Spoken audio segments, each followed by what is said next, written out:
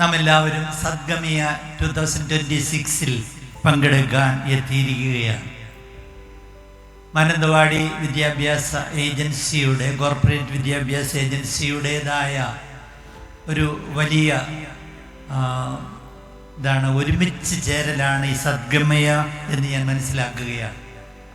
നമ്മൾ ഒന്നിച്ചു ചേരുന്നതിലൂടെ ഈ ഏജൻസിയെ നമ്മൾ സ്നേഹിക്കുകയും ഈ ഏജൻസിയിലൂടെ നമുക്ക് ലഭിക്കുന്ന വളർച്ചയെ, ഭാവനയെ കാണുകയും കൈകോർത്ത് ഒന്നാകെ പോകുവാനുമായി നമുക്ക് പ്രചോദനം നൽകുകയും ചെയ്യുന്ന സുന്ദര നിമിഷങ്ങളാണ് ഇങ്ങനത്തെയുള്ള ഒരുമിച്ച് ചേരൽ. അത് ഈ സദ്ഗമയ, ഇക്കൊല്ലത്തെ ഈ സദ്ഗമയ ഇപ്രകാരം സന്തോഷദായകമായി തീരട്ടെ, അനുഗ്രഹപൂർണമാകട്ടെ എന്ന് ഞാൻ ആദ്യത്തെ ആശംസിക്കുകയാണ്. പ്രിയമുള്ളവരെ, പ്രിയപ്പെട്ട ജോസ് പിതാവ് അതിമനോഹരമായി ഡിജിറ്റൽ ടൂൾസ് ഉപയോഗിച്ചുകൊണ്ടുള്ള പുത്തൻ പെഡഗോഗിക് സിസ്റ്റം നിങ്ങളുടെ മുമ്പിൽ അവതരിപ്പിക്കുകയായിരുന്നു. ഞാനൊരു 10:45 തൊട്ട് താഴെ അകലെ ഇരുന്നു കൊണ്ട് ഇത് കേൾക്കുന്നുണ്ടായിരുന്നു. ഇതുപോലെ ഒന്ന് അവതരിപ്പിക്കണമെന്നുണ്ടെങ്കിൽ എത്ര നാളത്തെ അധ്വാനം വേണമെന്ന് നിങ്ങൾക്ക് ഊഹിച്ചാൽ മതി. ഇത്ര ഒരു പേപ്പർ ഇത്ര മനോഹരമായി എന്തൊരു ലാഘവത്തോടു കൂടിയാണ് പിതാവ് അവതരിപ്പിച്ചത്. ഞാൻ അതിൻ്റെ കൂട്ടത്തിൽ പിതാവ് ഉദ്ഘാടന പ്രസംഗം നടത്തിക്കൊണ്ടിരുന്നപ്പോൾ ശ്രദ്ധിച്ചു, ഈ സദസ്സിൽ ഇവിടെ ഇരിക്കുന്നവരിൽ ഏറ്റവും പ്രായം കൂടിയവർ എന്ന് പറയാനുള്ളവർ ഞങ്ങൾ രണ്ടുപേരും ആയിരിക്കും. നിങ്ങളെല്ലാവരും പ്രായം കുറഞ്ഞവരാണ്. ഇതിൽ ഏറ്റവും പ്രായം കൂടിയ ആളാണ് ഏറ്റവും ലേറ്റസ്റ്റ് AI കുറിച്ച് ഇത്രയും നല്ല കമൻറ്റ് പറയുന്നത്. എങ്കിൽ നമുക്ക് പിതാവിനൊരു ഗൈഡ് കൊടുക്കണ്ടേ? സപ്തതി പിന്നിട്ട പിതാവിന് ഡിജിറ്റൽ സാക്ഷരത എത്ര ശക്തമായി ഉണ്ടെന്ന് നിങ്ങൾ തിരിച്ചറിയണം. ഇത് തന്നെയാണ് നമുക്കൊക്കെ വളരാനുള്ള സാധ്യതയെ വിരൽ ചൂണ്ടുകയാണ്. നമുക്കും ഇതുപോലെ വളരാനാവും. ഒരേ ഒരു കാര്യമേ ആവശ്യമുള്ളൂ. എന്താണ്? സന്മനസ്. നമുക്ക് പരിചയമുള്ള ഒരു വലിയ എഴുത്തുകാരനുണ്ട്, വിക്ടർ ഹ്യൂഗോ എന്നാണ് അദ്ദേഹത്തിൻ്റെ പേര്. ആരെയെന്ന് നിങ്ങൾക്ക് എല്ലാവർക്കും അറിയാം. ലെ മിസറാബിള്, നോത്രദാം ദ പരി, ഈ ഗ്രന്ഥങ്ങളുടെ രചയിതാവാണ് ഈ വിക്ടർ ഹ്യൂഗോ. അദ്ദേഹം ഒരു അധ്യാപകനോടെ കുറിച്ച് പറയുന്ന വാക്ക് ശ്രദ്ധിക്കുക. അദ്ദേഹം പറയാണ്, അധ്യാപകൻ ചെയ്യുന്നത് എന്തെന്നറിയുമോ? അദ്ദേഹം മനസ്സ് നിർമ്മിക്കുകയാണ്, ചക്രം പണിയുകയാണ്. അദ്ദേഹം ഒരു നെയ്ത്തുകാരനാണ്, അദ്ദേഹം ഒരു കൊല്ലനാണ്, ബ്ലാക്ക് സ്മിത്ത്. കൂട്ടിച്ചേർക്കാണ് അടുത്ത വാക്ക്, ഭാവി പണിയുന്ന ദൈവത്തിൻ്റെ ജോലിയിലെ സഹായിയാണ് ഒരു അധ്യാപകനെന്ന്. എന്നെ ഈ വാക്കുകൾ കേട്ടപ്പോൾ ഞാൻ അത്ഭുതപ്പെട്ടു പോയി. We can be proud of our profession. To be a teacher, to be a professor എന്ന് പറയുന്നത് ഭാവി പണിയുന്ന ദൈവത്തിൻ്റെ കയ്യിലെ സഹായിയാണ് നിങ്ങൾ ഓരോരുത്തരും. പ്രിയപ്പെട്ട അധ്യാപകരെ, ആരാണ് നല്ല അധ്യാപകൻ, നല്ല അധ്യാപിക എന്ന ചോദ്യത്തിന് വശ്യമായ രീതിയിൽ വിഷയം പഠിപ്പിച്ച ആളാണ് എന്നതുകൊണ്ട് കുട്ടികൾ, നമ്മളെ കേൾക്കുന്നവർ സംതൃപ്തരാകുമോ എന്ന് ചോദിച്ചാൽ പോസിറ്റീവ് ആയിരിക്കും ഉത്തരമെന്ന് എനിക്ക് തോന്നുന്നില്ല. അതൊരു പ്രധാന ഘടകമാണെന്ന് പറയും. പക്ഷേ ആരാണ് നല്ല അധ്യാപകൻ, നല്ല അധ്യാപിക എന്ന് ചോദിക്കുമ്പോൾ കുട്ടികളുടെ മനസ്സിൽ കാര്യമായത് എന്തൊക്കെയോ അവശേഷിപ്പിക്കുന്നവരാണ് നല്ല അധ്യാപകരും നല്ല അധ്യാപികമാരും. ഈ മണ്ഡലത്തോട് ചേർന്ന് നിൽക്കുന്ന അധ്യാപകർക്കും ഈ റോള് തന്നെയുണ്ട്. അപ്പോൾ കുട്ടികളുടെ മനസ്സിൽ എന്തോ കാര്യക്ഷമമായ രീതിയിൽ അവശേഷിപ്പിക്കുവാനുള്ള കഴിവാണ്, സിദ്ധിയാണ് നമ്മെ മഹത്തായ ശുശ്രൂഷയുടെ ആളുകളാക്കുന്നത്, മഹാന്മാക്കളായ അധ്യാപകരാക്കി തീർക്കുന്നത്. ചരിത്രകാരനായ JPS നാരായണൻ നിങ്ങൾക്കറിയാം, കേരളത്തിലെ പ്രസിദ്ധനായ ആളാണ്. ഒരിക്കൽ അദ്ദേഹത്തിൻ്റെ അരികില് അദ്ദേഹത്തിൻ്റെ ശിഷ്യയായിട്ടുള്ള കോളേജിൽ പഠിച്ച ഒരു വിദ്യാർത്ഥിനിയായ പ്രൊഫസർ എത്തുകയാണ്. എന്നാണ് ഈ പ്രൊഫസർ ഓടിയെത്തിയത്? ഇന്ന് പലപ്പോഴും സംഭാഷണത്തിന് വരുന്നയാളാണ്. ഇന്ന് ഓടിയെത്തിയത് എന്തൊക്കെയോ വേദന പേറിക്കൊണ്ടാണ്. പ്രൊഫസറിന്റെ അരികിൽ വന്നിരുന്നു. ഉമ്മറത്തെ ചാരി കസേരയിൽ ഇരിക്കുന്ന പ്രൊഫസറിന്റെ അരികിൽ അടുത്ത് താഴെ നിലത്തിരുന്നു കൊണ്ട് തൻ്റെ നൊമ്പരം പങ്കുവയ്ക്കുകയാണ് ഈ അധ്യാപിക.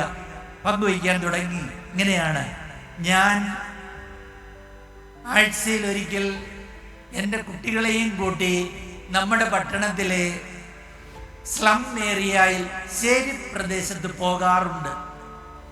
ഞങ്ങൾ പലതവണ ഇവിടെ പോയി. ഒരിക്കൽ ചെന്നപ്പോൾ, ഈ കഴിഞ്ഞ ആഴ്ച ചെന്നപ്പോൾ ഒരു പ്രത്യേക അനുഭവം ഉണ്ടായി. ശേരി പ്രദേശം തുടങ്ങുന്നതിൻ്റെ ആ പ്രദേശത്ത് ഒരു കവാടം പോലെയുണ്ട്. ആ കവാടത്തേക്ക് ഞങ്ങൾ ചെന്നപാടെ കുറച്ച് സ്ത്രീകൾ ആ വീടുകളിൽ നിന്നൊക്കെ ഇറങ്ങി വന്നു. 5-8 സ്ത്രീകളുണ്ട്. അവരെല്ലാവരും കൂടി ഞങ്ങളുടെ മുമ്പിൽ ഇങ്ങനെ നിരന്നു. അതിനുശേഷം ഞാനാണ് മുതിർന്നത്, മറ്റുമെല്ലാം കുട്ടികളാണല്ലോ. എന്നോട് ചോദിച്ചു, നിങ്ങൾ എങ്ങോട്ട് പോകുന്നു? എൻ്റെ അധ്യാപികയായ ഈ ശിഷ്യ പറഞ്ഞു, നിങ്ങൾക്ക് അറിയാമല്ലോ, ഞങ്ങൾ ഇവിടുത്തെ വീടുകളിലൂടെ പോവുകയാണ്. ഇനി നിങ്ങൾ ഇങ്ങോട്ട് വരണ്ട. ഈ സ്ത്രീകളിൽ പറയുകയാണ്, ഒരാൾ നേതൃത്വം കൊടുത്താണ് പറയുന്നത്, ഇനി നിങ്ങൾ ഇങ്ങോട്ട് വരണ്ട. എന്താണ് കാരണം? ഞങ്ങൾക്ക് എല്ലാം ഇവിടെയുണ്ട്. എവിടെ? ഈ ചേരിക്കുള്ളിലുണ്ട്. അടുത്ത വാക്കുകൾ നിങ്ങൾ ശ്രദ്ധിക്കണം. ഞങ്ങൾക്കെല്ലാം ഇവിടെയുണ്ട്. എന്താണ്? ഞങ്ങൾക്ക് ആവശ്യത്തിന് മയക്കുമരുന്ന് ഇവിടെയുണ്ട്. ഞങ്ങൾക്ക് ആവശ്യത്തിന് എയ്ഡ്സ് ഇവിടെയുണ്ട്. ഞങ്ങൾക്ക് ആവശ്യത്തിന് പണവും ഇവിടെയുണ്ട്. ഞങ്ങൾക്ക് ആവശ്യത്തിലേറെ മദ്യവും ലഭിക്കുന്നു. ഞങ്ങൾ സംതൃപ്തരാണ്. ഇനി ആരുടെയും സഹായം വേണ്ട. അടുത്ത വാക്കുകൂടെ പറയുന്നതോട് കേൾക്കണം. കൂട്ടിച്ചേർക്കുകയാണ് സ്ത്രീ. ഇവ ഉപയോഗിച്ച്, എന്ത്? മയക്കുമരുന്ന്, എയ്ഡ്സ്, ഇവ ഉപയോഗിച്ചുകൊണ്ട് ഞങ്ങൾ ക്രമേണ ഈ പട്ടണത്തെ നശിപ്പിക്കും. നിങ്ങൾക്ക് തിരിച്ചു പോകാം. എന്താണ് ഈ പറയുന്നത്? ശിഷ്യ പ്രൊഫസറാണ്. കണ്ണീരോടെ, എന്താ നിങ്ങളിങ്ങനെ പറയുന്നത്? വേണ്ട, ഇനി ഒന്നും വേണ്ട, തിരിച്ചു പോയിക്കോളാൻ പറഞ്ഞു. അവരെല്ലാവരും പൊട്ടിക്കരഞ്ഞ് തിരിച്ചുപോയി. വീട്ടിലെത്തി. അന്ന് സായാഹ്നത്തിൽ ഉറങ്ങാൻ പറ്റിയില്ല. ആ ഉറക്കം കെട്ട രാത്രി കഴിഞ്ഞതിന് ശേഷമാണ് ഈ നാരായണൻ പ്രൊഫസറിന്റെ അരികിൽ, ഗുരുശ്രേഷ്ഠന്റെ അരികിൽ ഈ ശ്രീമതിയായ പ്രൊഫസർ വരുന്നത്. ചാരികസയുടെ അരിയെ നിലത്തിരുന്നുകൊണ്ട് ഈ കഥനം ഭാരം മുഴുവൻ ഇറക്കി വെച്ചപ്പോൾ ഇദ്ദേഹം തൻ്റെ പിറ്റേ ആഴ്ചത്തെ മനോരമയിലെ വ്യാഴ ദർശനത്തിൽ വന്ന ആർട്ടിക്കിളാണിത്. അവ കുറിക്കുകയാണ്: കലികാല ചിന്ത നിറഞ്ഞു നിൽക്കുന്ന ഒരു സമൂഹത്തെ എൻ്റെ മനസ്സിങ്ങനെ കാണുകയാണ്. ചരിത്രം അതിന്റെ സാക്ഷ്യം എന്താണ്? ഇങ്ങനെയുള്ള നശിക്കുന്ന സംസ്കാരത്തിൽ നിന്നാണ് ഒരു നാഗരികത മുഴുവനും നശിക്കുന്നത്. അവിടെ കലികാലം, എൻ്റെ പട്ടണവും ഇതിൽ പെട്ടുവല്ലോ എന്ന നെടുവീർപ്പോടുകൂടി ഇദ്ദേഹം ഇങ്ങനെ നൊമ്പരം വ്യാഴ ദർശനത്തിൽ കുറിക്കുകയുണ്ടായി. പ്രിയമുള്ളവരെ, അതിനാൽ അധ്യാപകന്റെ ജോലിയിൽ വളരെ വലിയ ദിശാബോധം ഉണ്ടാകണം എന്ന് ശ്രദ്ധിക്കേണ്ടതുണ്ട് എന്ന് കാണിക്കാനാണ് ഞാൻ ഈ ഉദാഹരണം പറഞ്ഞത്. അടുത്ത നാള് ഹൈദരാബാദ് കേന്ദ്രമാക്കിയ ഒരു റിസർച്ച് സെന്ററിൽ നിന്ന് ഇറങ്ങിയ ഒരു റിസർച്ച് ഔട്ട്പുട്ട് ഉണ്ട്. അത് എന്തിനെ കുറിച്ചാണെന്ന് അറിയാമോ? മെന്റൽ ഹെൽത്ത് ക്വഷ്യന്റ് എന്നാണ്. ഈ കാറ്റഗറി വെച്ചുകൊണ്ട്, ഈ പാരാമീറ്റർ വെച്ചുകൊണ്ട് ഭാരതത്തിലെ യുവതയെ അളന്നു നോക്കിയപ്പോൾ ഈ ഗവേഷകർ കണ്ടെത്തിയത് കേൾക്കണമോ? ഭാരത യുവജനങ്ങളില് MHQ അനുസരിച്ച് ലിവിങ് പൊസിഷനിൽ നല്ല രീതിയിൽ പോകുന്നത് 30% ആളുകളെ ഉള്ളൂ എന്ന് പറയുമ്പോൾ ഓർത്തു നോക്കിയേ. ശാസ്ത്രപരമായി, ടെക്നോളജിക്കലി നമ്മൾ ഒത്തിരിയേറെ വളരുന്നു എന്ന് പറയുമ്പോഴും നമ്മുടെ യുവജനങ്ങൾ എന്ന് പറഞ്ഞാൽ നാളത്തെ നമ്മുടെ ഭാരത പൗരന്മാർ, അവരുടെ മാനസിക ആരോഗ്യം എവിടെ നിൽക്കുന്നു എന്നത് വളരെയേറെ ചിന്തിക്കേണ്ടതാണ്.